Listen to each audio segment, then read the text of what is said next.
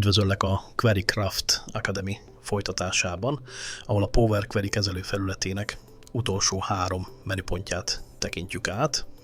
Ebben a részben elsősorban a View menü lehetőségeire koncentrálunk, a Tools és Help füleket pedig csak röviden érintjük. A View menüben az első fontos elem a Query Settings gomb, amely a jobb oldali beállítások panelt teszi láthatóvá vagy tünteti el. A következő lehetőség a Formula Bar, amelynek segítségével a szerkesztő lécet kapcsolhatjuk be vagy ki az ablak felső részén. A Monospace funkció átalakítja a betűtípust, ami segít a kód olvashatóságában, bár ez egyéni ízlés kérdése.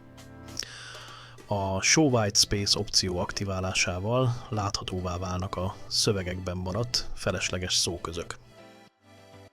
A Column Quality beállítás egy információs fejlécet jelenít meg, amely mutatja a helyes értékek, a hibák és az üres mezők arányát. Fontos megjegyezni, hogy a rendszer alapértelmezés szerint csak az első 1000 sort elemzi.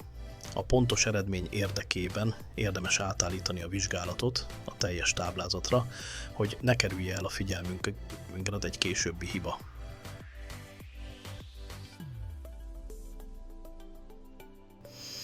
Amint meggyőződtünk a tábla hibátlanságáról, a gyorsabb munkavégzés érdekében visszatérhetünk az első 1000 soros nézethez.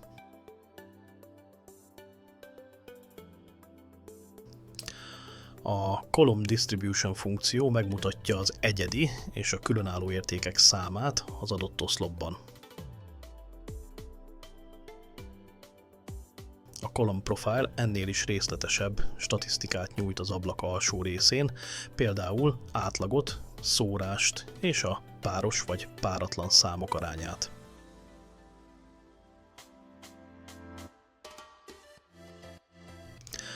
A Go to Column lehetőség különösen akkor hasznos, ha rengeteg oszloppal dolgozunk és gyorsan szeretnénk egy konkrét elemhez ugrani.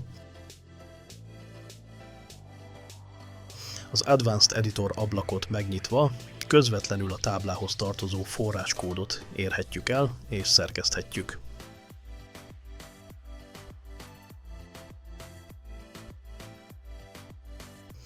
A Query Dependency nézet pedig grafikusan szemlélteti adataink szerkezeti felépítését és a forrásfájlokhoz való kapcsolódását.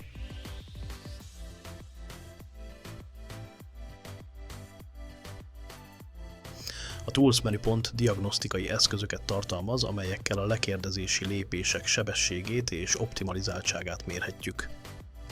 A Help menüben hasznos hivatkozásokat találunk a Microsoft hivatalos dokumentációjához, oktató videóihoz és szakmai blogjaihoz.